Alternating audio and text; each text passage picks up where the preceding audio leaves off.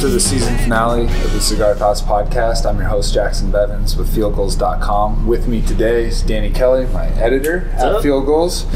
Matt Nichols, former all-conference offensive lineman at Pacific Lutheran University, helped him win a national championship there. Appreciate you being here. Jackson, always. And my original co-host, the editor-in-chief of What's Up Magazine, Brent Cole. And Hi,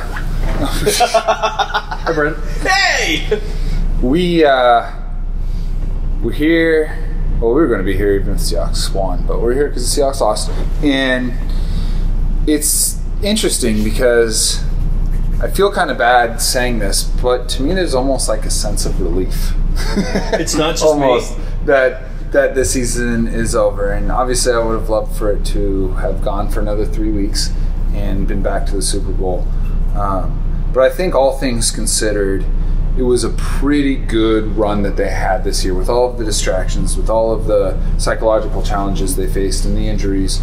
I thought they showed a really good account of themselves.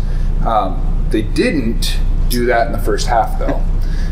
No. It was. I mean, that was like just a goofy score. I remember at one point it was 31-0 in late second quarter, and I remember looking at my buddy and saying, could you imagine if you just turned on the TV right now? Like, oh my gosh, the game started. Well, I wonder what the score is. It's 31. It wasn't even in the database that was a potential way that game could go. And then, of course, the Seahawks had a very spirited comeback. And much in the way like we were talking before the game, how Jermaine Kearse's Super Bowl catch is this great effort that is sort of forgotten because of how the game ended. Outscoring the number one team in the NFL record-wise, 24-0 on the road in the second half is an amazing feat. Just it wasn't enough, right? Mm-hmm. So just the latest in a long string of really goofy Seahawks playoff games. Danny, what was your kind of main reaction once that was over? Well, first of all, when you go down 31-0, I mean, I think, first of all, obviously that is the worst deficit the Seahawks have had in the Pete Carroll era by probably a good amount. At least 10, yeah. And it kind of made me think, well, this is what it's like to be a fan of another team, because pretty much every team gets blown out once or twice, a couple times a year. Yeah, for sure. Seahawks haven't been blown out in 3 years, and I even tweeted it at the time. I was like, Seahawks haven't gotten their asses kicked in 3 years, 3+ years. Like, maybe this is finally it. And then, of course, they came back to within 7. Almost, if they would have gotten the onside kick, could have been a whole different thing. So that was good to see them fight back in the second half and end the season on a high note in that sense that, they didn't just get their asses kicked. They came back and made it a game, made the Panthers fans, clench their butts a little bit. Mm-hmm. And so I don't know. I think it was just a weird first half. I remember thinking, okay, it's 14-0. If they score a touchdown here, it's going to be tough. Now it's 21-0.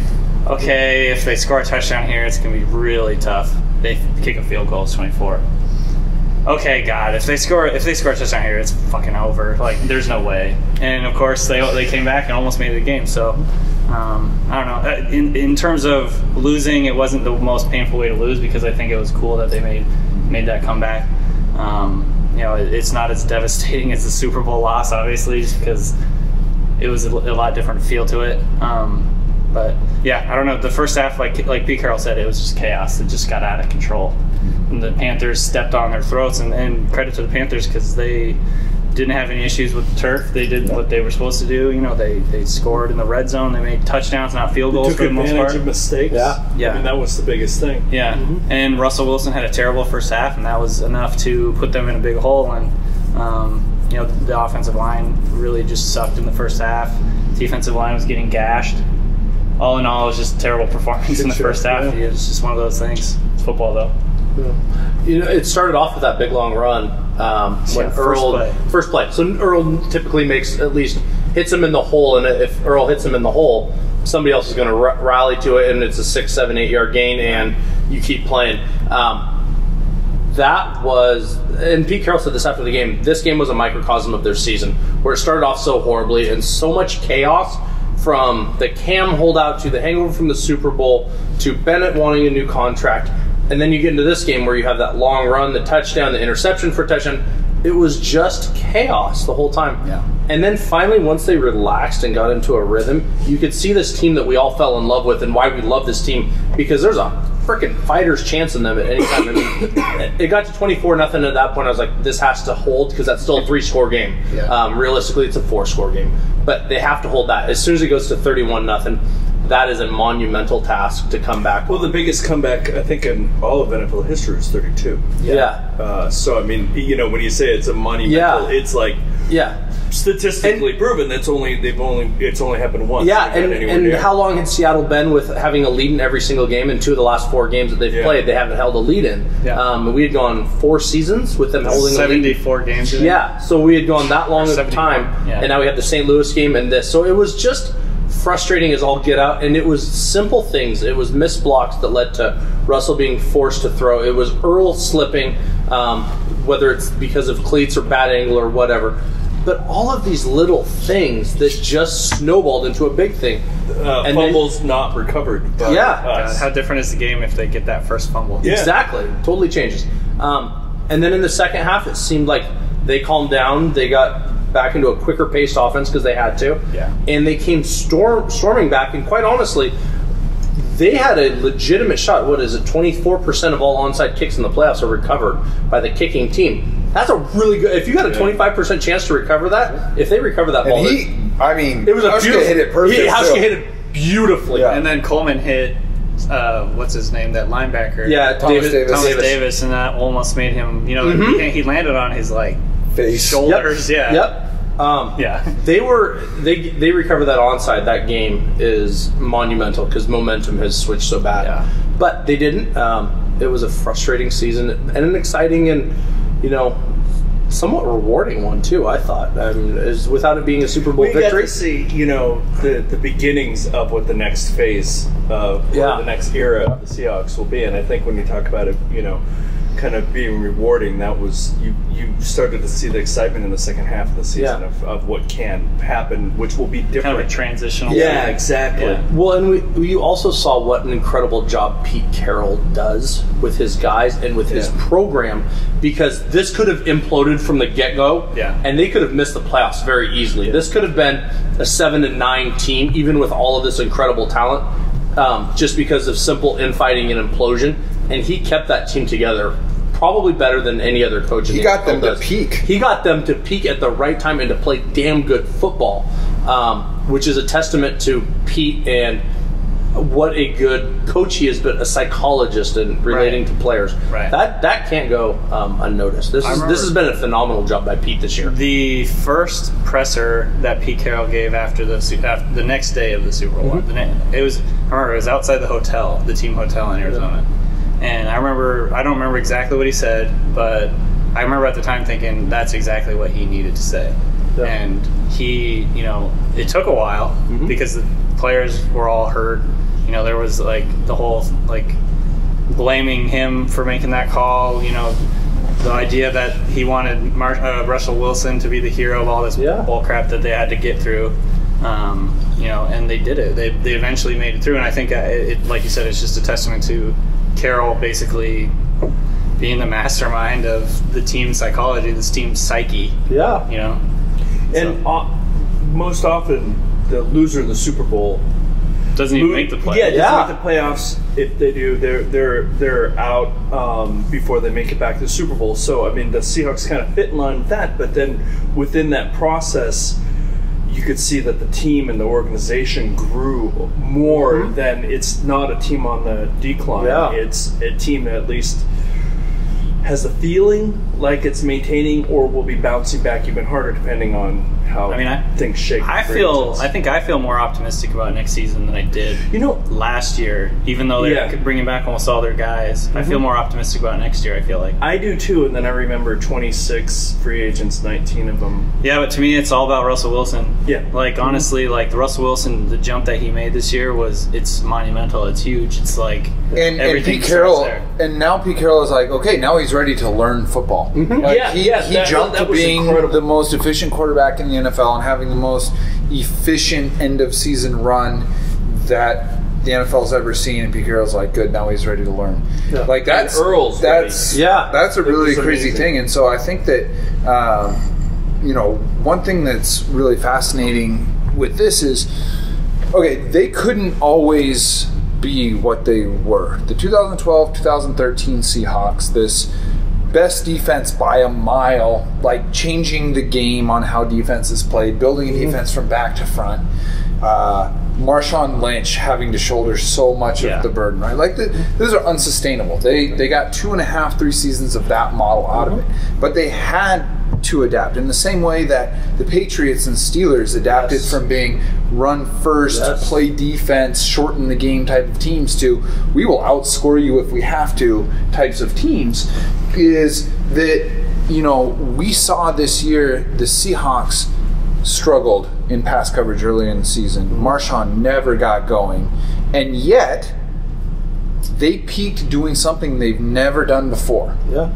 With players that had never been a part of the Seahawks before. That kind of adaptability shows, okay, this isn't, hey, do you remember when our team was this? But this is a chance for the Seahawks to be really good in a number of different ways. Well, it's funny you mentioned the Pats and the Steelers, because I was listening to Kevin Harlan on KJR yesterday, and he said that those two organizations are a perfect example of what the Seahawks can be looking at.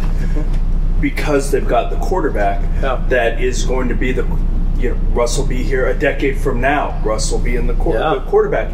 And those are two perfect examples of having, as long as you've got that holy shit quarterback running through the thread of everything, absolutely anything is possible. And you look at organizations like Denver, who have cycled through different quarterbacks and whatnot, who weren't able to maintain that consistency.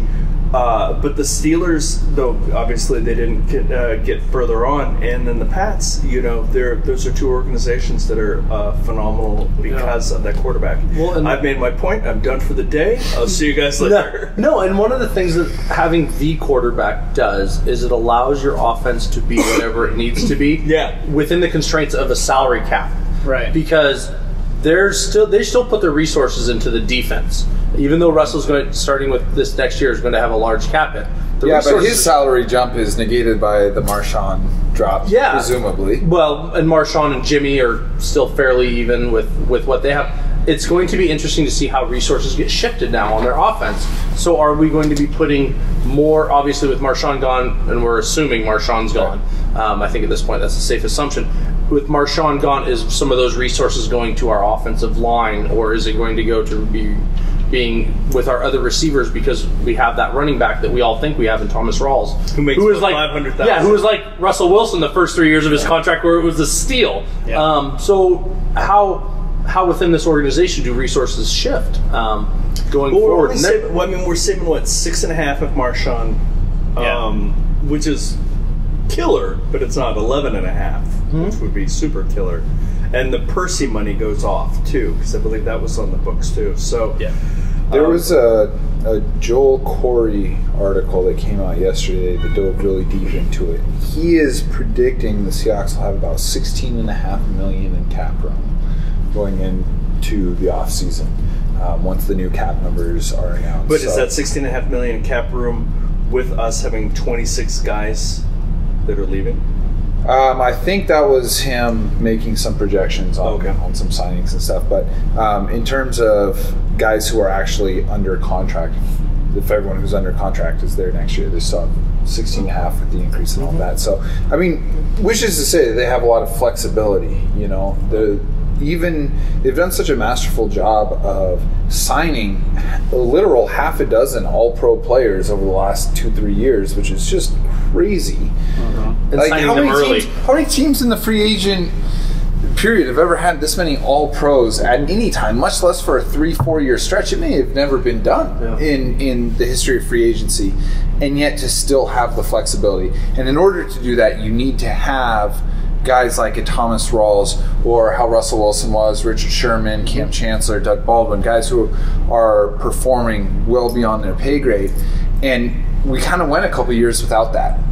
And between Lockett and Rawls and guys like Cassius Marsh and Frank Clark who came on, Jordan Hill, guys who aren't making a ton of money, Jeremy Lane, that's where you can steal the money to really pay the good guys and make sure you keep your all-pros. It's an impressive model. Yeah. And we also know that Pete and John are always the self-scouters and critique of themselves, and maybe this year's offensive line didn't go exactly as planned. So how are they going to tweak that? Because they don't bury their head. That was really prominent in his press conference, and, and the things that were initially said right after the game. And it's not a bury their head in the sands mentality. We know better. It's learning from your own mistakes and admitting it, and then going forward and making changes. So there's going to be some substantial changes on this team while the core is still intact. But you talk about what you want to say. When we go to the offensive line, and obviously we're going to delve into this at some point today, I mean, you wonder, what's his name? Carroll brought up Christian Scully and Glowinski. So you're back to young kids, some out of position, replacing other young kids who are somewhat out of position. I'm wondering at what point are they going to actually have an anchor in there that will be able to solidify as these movie pieces come through? You know, I can't imagine for the life of me Sokoli actually starting at center and being ready to go, but at the same time it might end up, you know, being there. You kept him on the roster for that. So at some point they're going to have an anchor, and if Okung makes $8 million somewhere else, then they're not going to pay him that kind of money. No. So I'm really curious how. I mean, he addressed the need to do something with the offensive line, but how he's going to do that in the framework of how they've done it, I can't see how it's going to be done. Yeah, and I mean, if they do it through the draft, is it any better than just promoting the guys that have been on the roster and know how they're doing? That's going to be a very interesting position group to watch how that forms. And quite honestly, it might be one of those that towards the end of training camp, when guys are getting cut, that some of those veterans are getting cut, they're still making additions. But they haven't done that in the past, at least with the offensive line. At least with the offensive line. No, but this might be the time where they're looking for the ultimate values. Hugh Millen was saying on KJR on Monday that he thinks it could be a 5 for 5, that every one of those guys is not starting, or at least not starting in the position spot they were. Yeah. Well, Gilliam, I was going to say Gilliam will probably still be there, but he might go to the left. Right. So. And then is Britt going to go back out? Hopefully not. I wonder how many times you can do that. Yeah. On a position group that is known that you're supposed to not do that. Right. That you're supposed to have the you know, obviously I don't know, Matt's right there and he could tell us about it, but it makes that you're supposed to actually be together working as a unit year to year to year. Well, and one of the things that we noticed is during the regular season they typically carry 8 guys, 8 offensive linemen in a game, but in the playoffs they carried 7. Glowinski was inactive for those games. So they were going with Lemuel and to back up, and so it really puts you and Alvin Bailey, and that really hamstrings you. You have to be able to play multiple positions. I don't think they want that as far as starters go, but guys have to be able to do game that. Day active roster. Game day active roster is an absolute nightmare in the NFL. And so it's so dumb. That is such a dumb. It's ridiculous. If you have 53 guys on your roster, have all. You're just hurting the product. That's what you're doing. That's exactly what it is. Hurting the product. It hurts every team out there. What is it? Carrying 4 receivers into a game and you lose a receiver. Look at the Packers. Yeah. The Packers were. I mean, yeah, exactly. That's one of the great football games I've ever watched. But a team playing for their season shouldn't be in a position where they're saying, okay, I guess we have to convert this guy mid-game to fill these roles. Yeah. Right? No one wants to see that. No one's like, yes, that's how football should be played. Mm-hmm. You know, so you're still paying the guys. I hope that gets. It doesn't. I mean, they're still getting paychecks. So have them active. It was done for competitive reasons, but it's a joke of a rule. Hopefully, it gets changed.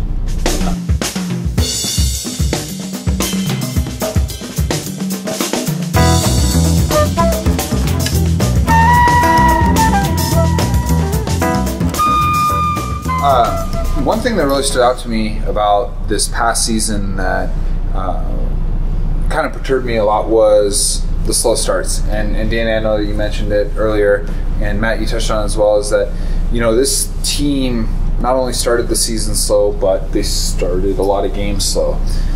And, you know, for all the credit that we give Pete Carroll for being a master manipulator, a champion of philosophy and all that, and I think that he is, I really do.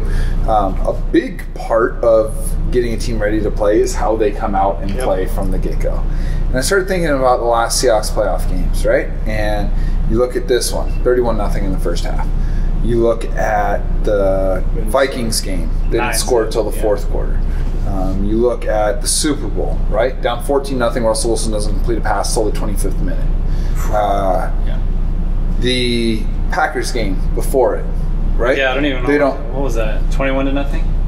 It was, I think it was, shoot, what did it end up as? I don't remember, but it was 3 scores. Started out really terrible. Yeah. Right. Really terrible. And so these are the biggest games, and for all of Pete Carroll's incredible success winning playoff games and pulling off these comebacks and never say die, you know, we've heard ever since he came here, it's not how you start, it's how you finish. And I believe it's that. It's a great mantra. But sometimes it is how you start. And when you start down 31-0 or down 9-0 or down 14-0 or down 19-3, as we've seen in the last 4 playoff games, then, you know, that's just asking a lot out of your players. So, am I reading into this? Is this just coincidental that they've had some slow starts not only to their seasons but to their games? Or is there something systemic here that can be improved on? That is a good question. You know, being down 9-0 in Minnesota because of the weather, it's a 9-0 game. I don't. If a team's down 14-0 and from playing, I never worried if we were down 14-0. That's an easy comeback. 17-0. All right, I'm starting to think because now we're at 3 scores. 21-0's when you're like, all right, we got to get our shit together and we got to get it together now because it's go time. 31-0 is a whole different ball game.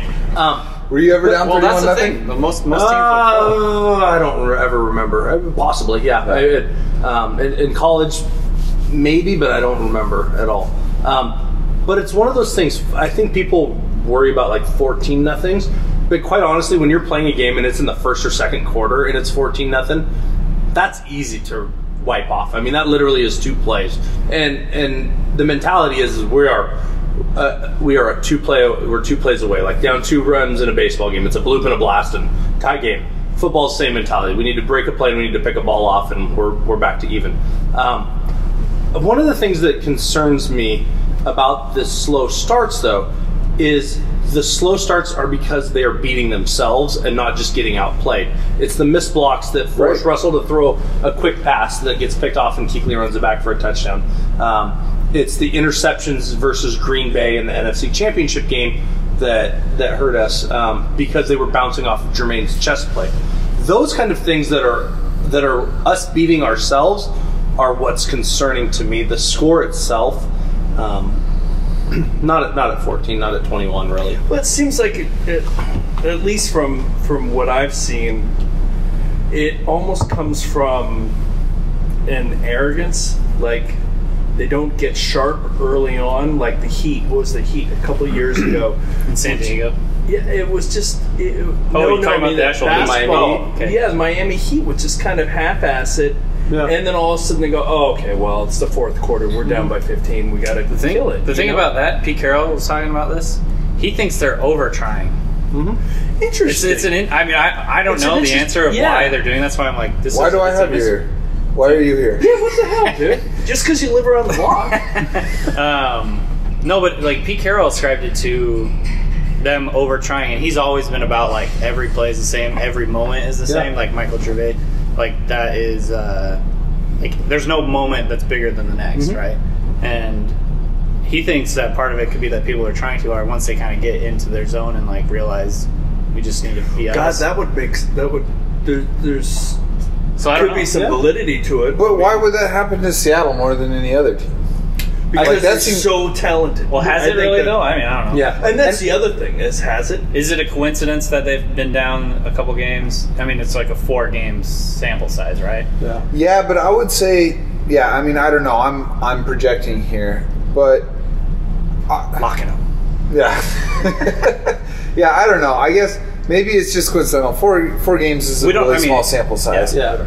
But when you think about an NFL player's career, how many playoff games do you get, right? So, Fred Jackson's first game. Right. Yeah. How long's he been in the league? So, when you're talking about a 4-game sample size, sure, in a season, in an NFL that might career or whatever, but in a playoff career, 4 games is significant. Yeah. And, to come out flat in the first half for 4 straight games. I'm not saying that there is a problem, but this is something that has kind of like lurked beneath the surface for me all year. But it's also hunter versus hunted, and now that they are the hunted, I think they are getting, regardless, they are still considered one of the alphas of the NFL. So they are getting everybody's best shot at from the get-go.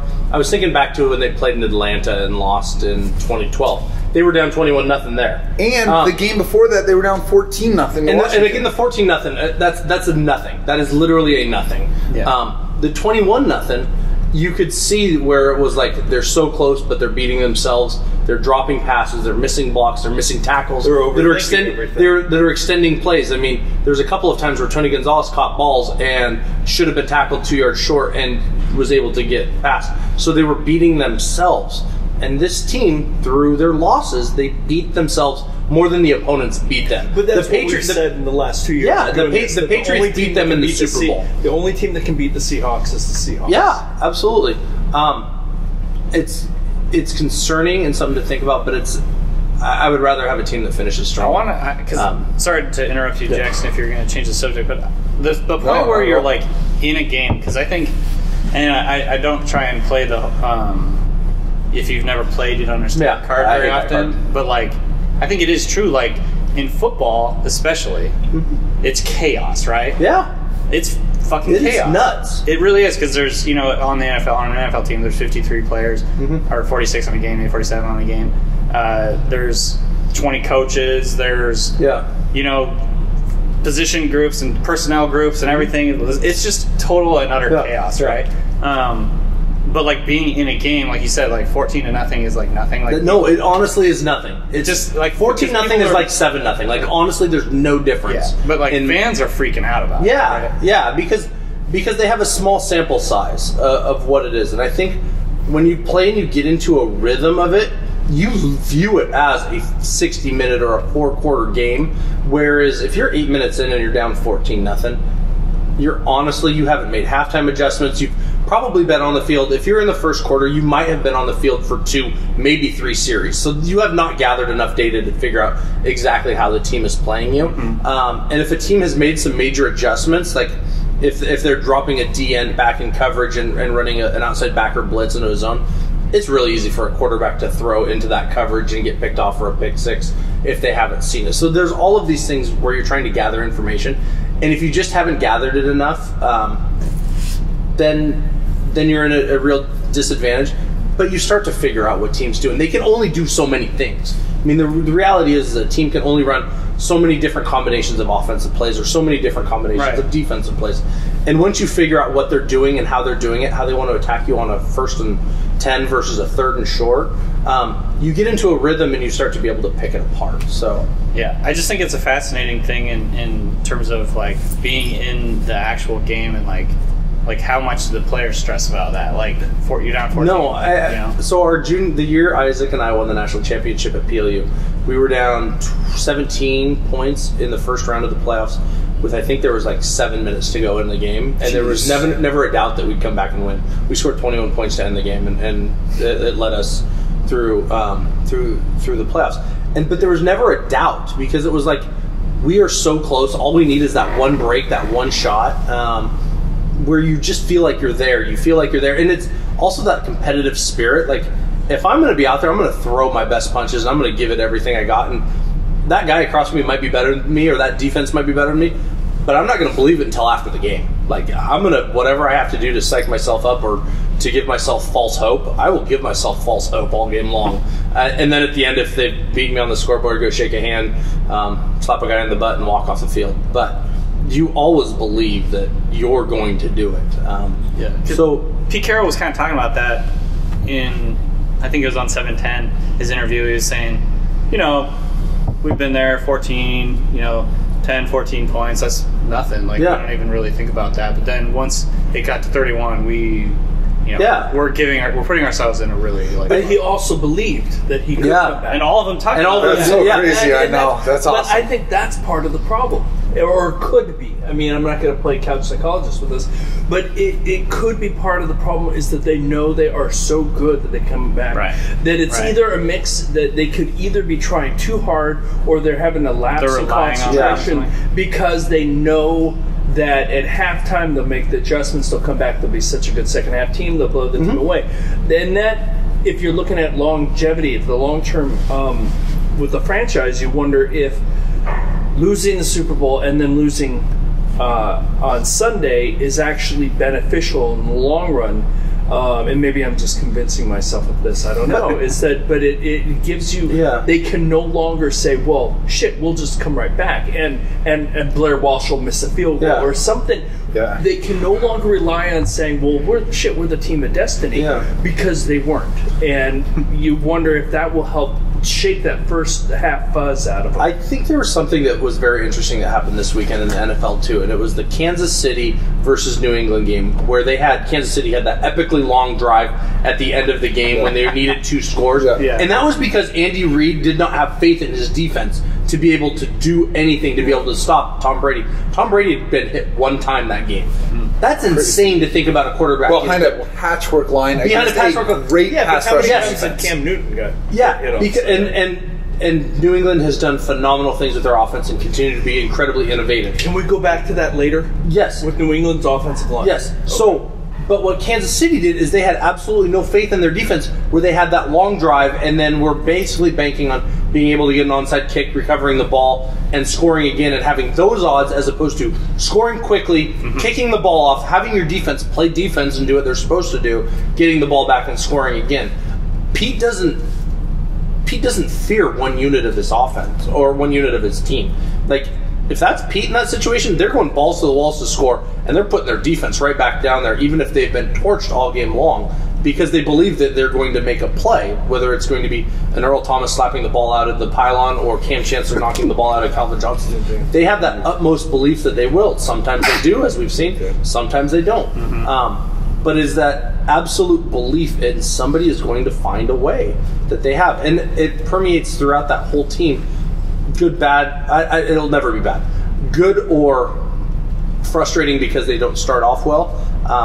I totally get that, but it's not a concern, that 14 points again. Right. I just think that's fascinating. Like, in basketball, you guys play basketball. You're down 10 points in the second quarter. That's worried? No, it's nothing. It's nothing. If it gets to 20, then you start to worry. Yeah. But even at 15, you're like, whatever. Yeah, I mean, it's like, you hit a couple threes, you get the momentum back, and all of a sudden it's a game again, I think. And if you're down 14-0 or whatever. So, like, my question is, like, do games like where they're down 14-0 to Washington or 9-0 against Minnesota, is that really like the same? I mean, sure. But at the same time, I mean, we're talking about games where in all of them, except for maybe the Patriots game, you say the Seahawks are the most talented roster, right? And yet, I mean, that's great if a deficit is, 14-point deficit isn't that big of a deal. That's great. It still really lowers your chances of winning the game, right? It's not insignificant that you're down 14-0. No. And so I guess for me, it's just I see it's not something that I'm comfortable with, that they're consistently down by this many points. And we saw it this year, too. We saw it this year in a lot of games that they just came out flat. Yet they were consistently down or came out flat, yet up until the St. Louis game, they still also led in every game. So exactly. It's like they've won 3 out of the 4 games that we're talking about, right? Yeah. So we kind of just say, I think there's an element of every team's got its warts, that's theirs, fuck it. Pete Carroll talked about earlier in the year, I think they blew leads in like 4 or 5 games, and he talked about how I think there's actually like a concerted effort to like not peak too early in a game, because he said, well, based on the studies that we've done, like you can see what happens when you score too quickly and whatever, or like I don't know, like interesting. He talked about how like you can see what happens if you peak too early in a game. That reminds me of something that we talked about last year, was that I think I referred to the Seahawks as the T-Rex in Jurassic Park, where they were always waiting to find the weaknesses, and once they did. Yeah. And then the first half, that's what they do. Oh, so the maybe Raptors. it's the Raptors, that's it. So maybe they're not necessarily starting off slow, but they're just probing. No, and checking it out. I do subscribe to that a great deal, and I've talked about that a lot in the articles, and I think on the show too, is that I think that Pete Carroll sees not only the first half of games, but the first half of seasons as diagnosis, and then the second half is treatment. And and I think that is true. But that almost proves your point because of the diagnosis the first half this year. It would just be great if they didn't diagnose cancer every time. Is what I'm saying. Yeah. You know, like sometimes just diagnose a head cold and be down 3-0, and then turn it on. So I do want to talk. I mean, we can hammer on this game or this season. Will there be plenty of time for that? I do want to look ahead to sort of the next phase, and that's free agency. The Seahawks have a number of free agents. 19 unrestricted. You got it. 7. And they've got some decisions to make. What I want to know from you guys is who are the most important people to bring back? One each. To who in your eyes is of any of their unrestricteds? Danny, you want to give us a rundown just while we're all thinking? You want to kind of just give us a rundown of who? Well, I'll try and do it off the top of my head. There's Russell Okung, J.R. Sweezy, Jeremy Lane, Jermaine Kearse, John Ryan, Irvin? Mebane, Irvin, Rubin on the defensive line, or same linebacker. Did you say Shed? No, Deshaun Shed is a restricted free agent, so you can pretty much assume the restricted free agents will be back. Yeah. Looking at, so who else is there? And the Tuhuabu, DeMarcus Dobbs, guys like that aren't, they're kind of secondary. Tavares Jackson. There's a whole bunch of guys that are kind of like those are. backup. Mike Morgan. You've hit everyone that might come up in our list. Yeah. So for me, the player I like the most out of all of them is Bruce Irvin. Bruce Irvin's he's my guy. I think he's the dog that everyone wants in their kennel, and I think that there might be a little bit of a market inefficiency with Bruce Irvin in that his talent should provide better free agency numbers, sacks, tackles, etc. But what they ask of him doesn't lead to a lot of box score production, which may depress his price. I think on true talent, he's probably a $7 or $8 million player, but in reality, he's probably closer to 5 or 6. I think that's good. You think seriously he could be gotten for 5 or 6? Yeah. Well, how many sacks did he have this year? It's gonna. He has Atlanta and Jacksonville know him intimately, and so those would be the two that I would think would spend money. Those are the two. But are either of them going to take him and then turn him into a pure pass rusher, or are they going to try and I think the big money is going to be some team that sees him as a Justin Houston type edge rusher that outside 3-4, which I think he could be. By the way, I think he definitely could. But I also wonder how much with a guy like Irvin, the idea of stability and a family atmosphere and coach that believes in you and picked you out of the mire, so to speak, and took a chance on you. Buy you so much if you're in Jackson. And get your right. Yeah, right.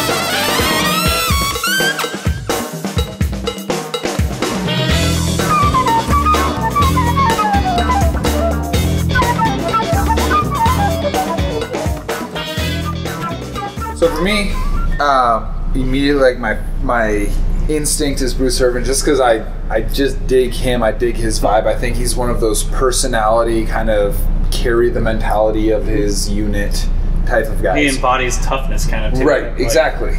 Oh, yeah, you want right. him on your side, right? Yes. Yeah. Fight starts, you want him. Exactly, right? Like we talked about last week, if you were to settle a game, Greek hero style, and each army sends out a champion, Bruce is probably the guy you send out. Like, there's value to having that dude that when there's a skirmish on the field and he shows up, the skirmish is over, right?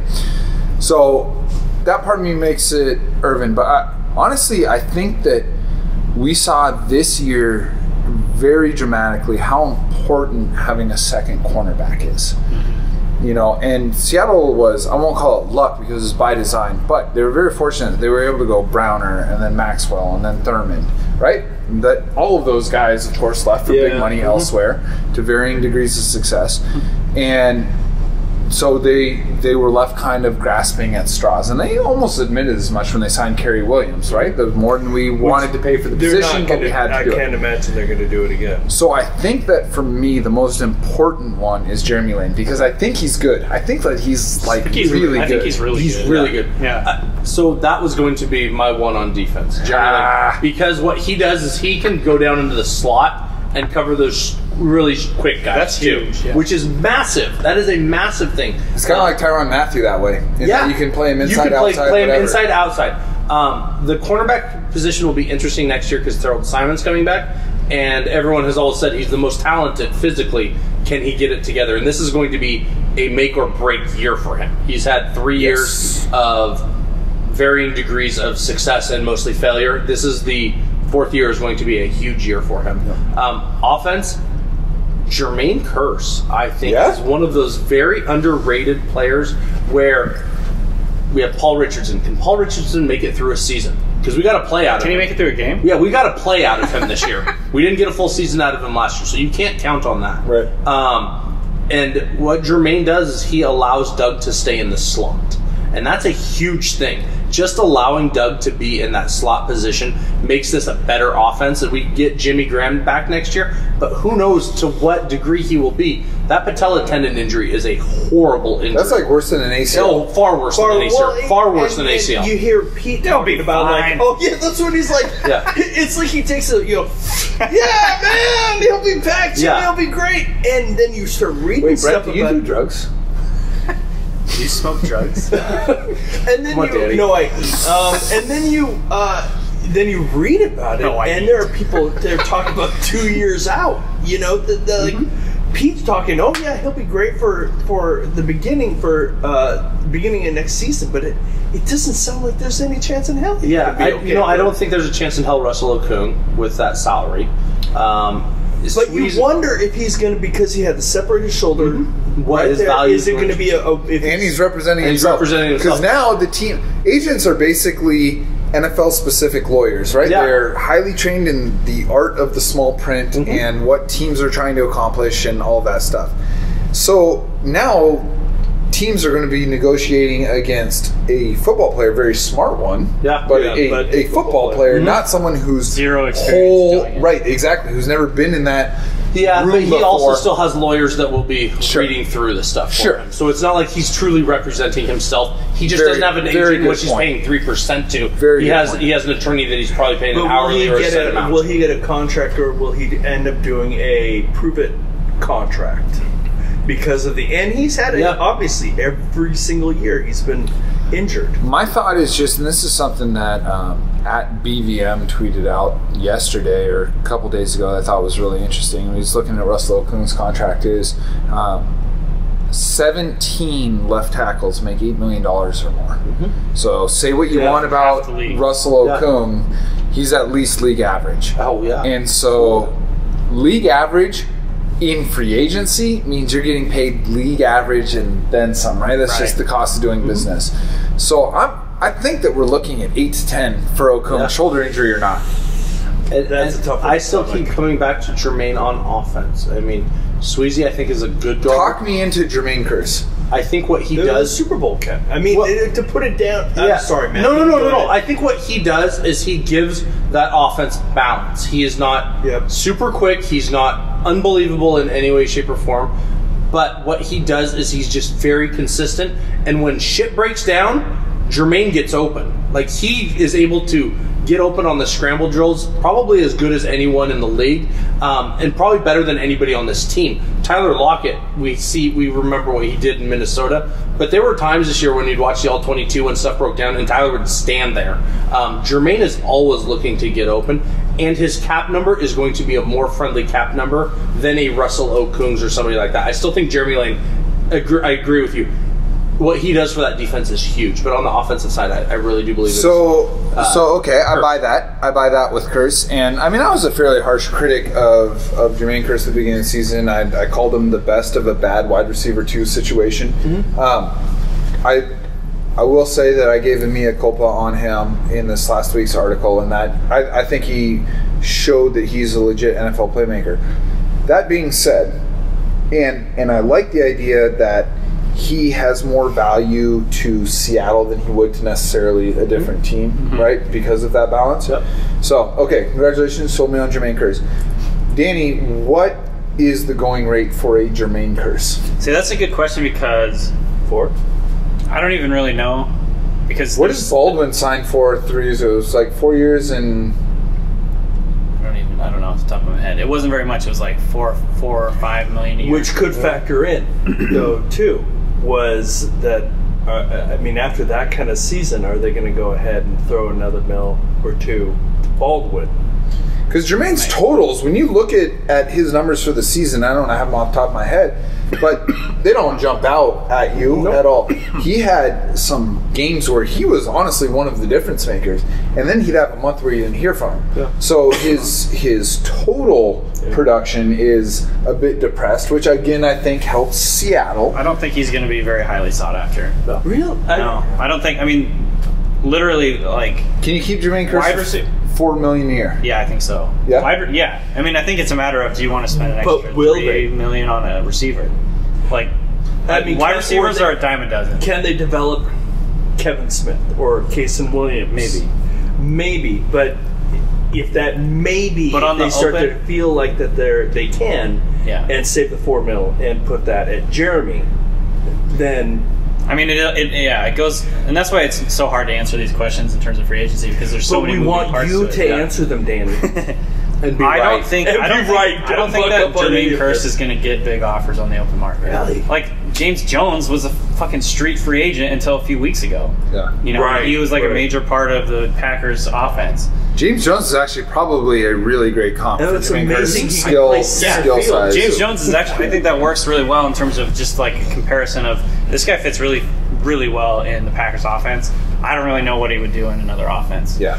You gotta assume too, for Jermaine, there's got to be an element of grew up in Tacoma, went to college at UW, played for the Hawks. I mean, is another $1 million somewhere hypothetically in Jacksonville or wherever, is that worth it? I think the way the Seahawks are trending, they're passing more. Russell Wilson threw it more than he ever has. Yes. He's way better than he's ever been. It behooves him to take a little less to stay here because he could actually earn a third contract. Yeah, a lot more. That's a great point. Absolutely. Over the life of a contract, because I don't think he's going to get very much on the open market, honestly. Well, and when you talk about going to free agency in other cities or other states, income tax is a huge thing. It never gets brought up. But really, what an athlete pays in income tax. I know, right? What an athlete pays in income tax in New York or in California plays a huge deal into that. So a team in Seattle can get a player for less money on the cap, and that player comes out as a wash with them making more. And then again, there's some players that just want to see every dollar in it and have as big of a number as they possibly can. And, but Jermaine doesn't. But I obviously don't know Jermaine or anything like that. But he hasn't ever presented himself to be I want the big money kind of thing. Yeah. And you wonder with some of these guys, and even going so far as Bruce, that whether or not they have been doing this. This is home.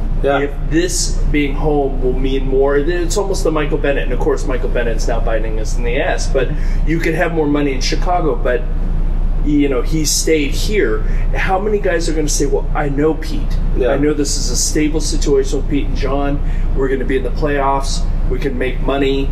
Yeah. Free agency is dangerous. Honestly, it is. Like, going to a different team is really dangerous. I think I don't know what this I haven't done a study on it, but I think especially for the receiver position, like going to another team, starting out in a new offense, new coordinator, new quarterback. Honestly, look at the Browns can pay you $6 million. Great. Unless you're Julio Jones or fucking whoever, like wide receiver production is super scheme dependent, right? Like you are an ancillary player. You're very important, but you are ancillary to the cause. And so I think that you're right. Wide receiver is a super dangerous position. If you have shown to your current team that you can be productive, I think that there's more value in a player's situation like Jermaine Kearse than you would see with a Michael Bennett or a Cam Chancellor who's going to be successful wherever they go. Well, and if you go to another team, what scheme are they running in? Are you in an advantageous position to succeed? Look at Byron Maxwell this year. We all know Byron Maxwell. Look at Brandon Browner going from being a legit Pro Bowler in Seattle and New England. Yes. He goes to the Saints, scheme that doesn't fit him, and he is exposed as the worst corner in the NFL. Yeah. And Byron Maxwell was the best rated cornerback in the free agent class this year. You got it. And we had him as a phenomenal. I mean, he was a number 2 only in the sense that we have Richard Sherman. Right. B-Max was amazing. He was really good. He was really good. Earl Thomas loved Byron Maxwell. And look at how exposed he got because of what Philadelphia did schematically. He doesn't hopefully Lane has these wonderful examples in front of him. Hopefully, you know. This defense is going to put me in a position to look really good and not get exposed. And I know these guys, and it's the same system I've been in the whole time. Okay. I just think a veteran receiver making mid-level money, that's a dime a dozen. There's 100 of those guys. So we could just bring somebody in the case that he... I just don't think that he's going to get that much money. I just don't think that anyone's going to get into a bidding war for Jermaine Kearse. Yeah. You know, I think that the two most interesting cases this year are going to be, and because you brought it up, Brent, Michael Bennett and Cam Chancellor. Because, yes, they are under contract, but lots of disgruntlement in last offseason. I'm not sure that they're any more gruntled this year than they were then. So I want to hear what you guys think in terms of what is it going to take, because, okay, the leverage that the team had last year was they don't want to set precedent of extending guys that early in their contract.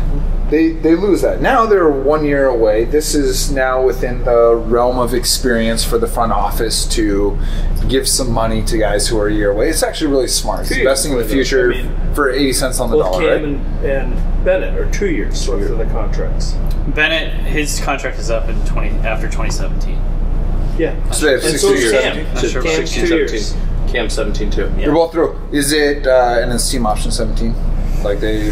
I've only ever seen that it was 2 years left after this. Because Bennett was 1 year into a 4 year deal, and Cam was 1 year in, but he'd signed it previously, the extension. Yeah. So, with that in mind, I imagine that those will be the two biggest contract storylines for the Seahawks this year. Those are two. Kelsey McRae played really well. Frank Clark and Cassius Marsh played really well. That is leverage for the team that says, hey, if it comes to an untenable price, we've got some talent behind these guys. That said, to me, I think that Bennett and Chancellor are mentality guys. They're guys that carry a persona and that carry an energy and an intimidation factor. And if I'm a slot receiver and I'm running a crossing route into Cam zone, I'm thinking about it differently. Mm-hmm. If I'm an offensive tackle and I'm guarding Michael Bennett, I'm thinking about it differently, right? So not only is the box score production there, but I think the sort of mental advantage of being a true match of dominators there for both of those players. And I think that Pete Carroll values that a lot. So my question to you guys is, what's it take to keep Bennett? What does it take to keep Chancellor? And should they do it? Do you think if they guarantee Cam's money, will that be... I mean, I don't think he's going to hold out again. Yeah. I think he lost a lot of money, and we don't know yet what happened with the Seahawks in terms of enforcing the fines, but we haven't heard... I don't think he has any leverage at this point. Yeah. I mean, he didn't have any leverage last year. Yeah. Now he really has no leverage because You don't think they give him a raise, though? No. But Bennett... No. I think Bennett. I think Bennett deserves a raise. Bennett is probably, in my mind, the third best defensive lineman in the NFL, behind Aaron Donald and J.J. Watt. I think you give him. I think you give him a raise. I think you say you didn't hold out. You're one of our best players. You're literally unblockable at times. Yeah. I think they give him a raise and an extension, and it's their prerogative to do that. It's not like he's holding out or anything. Like they just decide to make that like an example of one of their core guys. And then that's what they obviously. That's what they've done throughout. Cam might be gone, honestly. I think so. It's an interesting situation with him. Yeah. They're going to need it. There is an element of them. They're going to need to save money in spots, and if they need to save money, and he ends up being problematic. Did we ever find out why he wasn't in for the first series? I never heard of it. It was in the kickoff. He got injured, I thought. That's right. Okay. Yeah, it wasn't his tailbone. So it wasn't a big deal. No. Bottom line is his body is breaking down. It seems like a little bit. True.